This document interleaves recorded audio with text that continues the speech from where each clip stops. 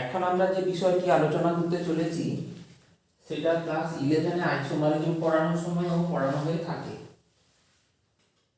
কিন্তু যেহেতু এখন আমরা কাইরালিটি ডিসকাস করেছি, অতএব কাইরাল কার্বন থাকলে নাম্বার অফ অপটিক্যাল আইসোমার চিন্তা করার ক্ষেত্রে সেটাকে কিভাবে কাজে লাগানো হবে সেই জন্য 3টা ফর্মুলা আছে।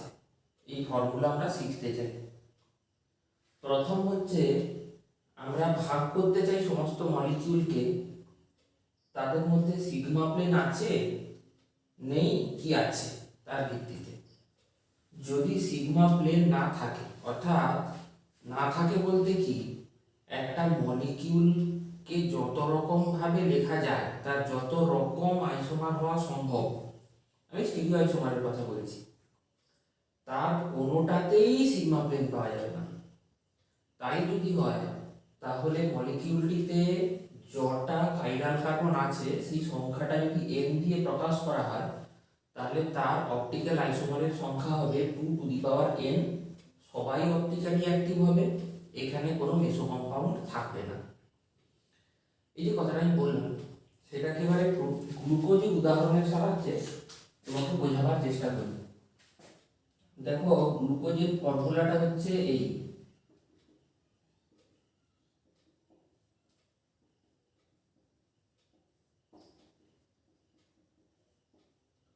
এখানে কাইরাল কার্বন কটা আছে? 4টা। এবার তুমি ভাবো, যদি মলিকিউলটাকে এভাবে না লিখে আমি অন্য কোনো রকম ভাবেও লেখার চেষ্টা করতাম, যদি ধরা যাক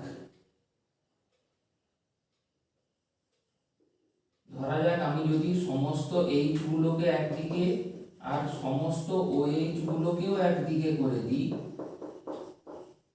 যদি, তাহলেও কিন্তু এখানে আমি কোনো সিগমা প্লেন পাবো না। তার কারণ উপরে রয়েছে CHO আর নিচে রয়েছে CH2OH। এখন এখানে n এর সংখ্যাটা কত? 4টে কাইরাল কার্বন আছে, তাহলে এখানে অপটিক্যালি অ্যাক্টিভ আইসোমার কত হবে? 2^4, অর্থাৎ 16টা, এবং অপটিক্যালি ইনঅ্যাক্টিভ আইসোমার থাকবে না। এইভাবে ভাবতে হয়। এবার ধরো যদি মলিকিউলটাকে এমনভাবে লেখা সম্ভব হতো যে অন্তত একটা ক্ষেত্রে আমি সিগমা প্লেন পেতাম, খুব মন দিয়ে শুনবে, তাহলে দুরকম পরিস্থিতির কথা ভাবতে হবে। এক, নাম্বার অফ কাইরাল কার্বন মলিকিউলটাতে যদি সংখ্যাটা n হয়, এই সংখ্যাটা জোড় সংখ্যা নাকি বিজোড় সংখ্যা তার উপর ডিপেন্ড করে সূত্র আছে। যেমন ধরো এখানে যে মলিকিউলটির কথা লেখা আঁকা হয়েছে, একে তো আমি এইভাবে লিখতে পারি, CH3 CHOH CHOH, এইভাবে লেখা যায়। আবার CH3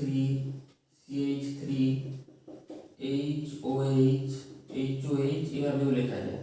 আমি এর কথা ধরছি না, কিন্তু আমি একে পেয়ে গেছি যে এর মধ্যে সিগমা প্লেন আছে, তাহলে একে যত রকম ভাবে লেখা যায়, একে যদি 100 রকম ভাবেও লেখা যেত, কিন্তু তার মধ্যে যদি অন্তত একটা পরিস্থিতি এমন থাকতো যেখানে সিগমা প্লেন আছে, তাহলে আমাকে এই সূত্র দিয়ে নয়, এই সূত্রগুলোর মধ্যে ভাবতে হবে। এবার এখানে কাইরাল কার্বন কটা আছে? 2টো, n = 2, যেটা কিনা একটা জোড় সংখ্যা। ব্যাস, এবার এই সূত্রে চলে আসতে হবে। তাহলে এখানে এর যে অপটিক্যাল আইসোমারগুলি পাবো, তার মধ্যে অপটিক্যালি অ্যাক্টিভ আইসোমার কটা হবে? 2^2 - 1, মানে 2^1 মানে 2। আর অপটিক্যালি ইনঅ্যাক্টিভের সংখ্যা বা মেসো কম্পাউন্ডের সংখ্যা, এটা মেসো কম্পাউন্ড, 2^2 - 2/2, মানে হচ্ছে 2^0 মানে একটা। তাহলে টোটাল অপটিক্যাল আইসোমার কটা হবে? না 2 + 1 = 3টা। এইভাবে ভাবতে হবে।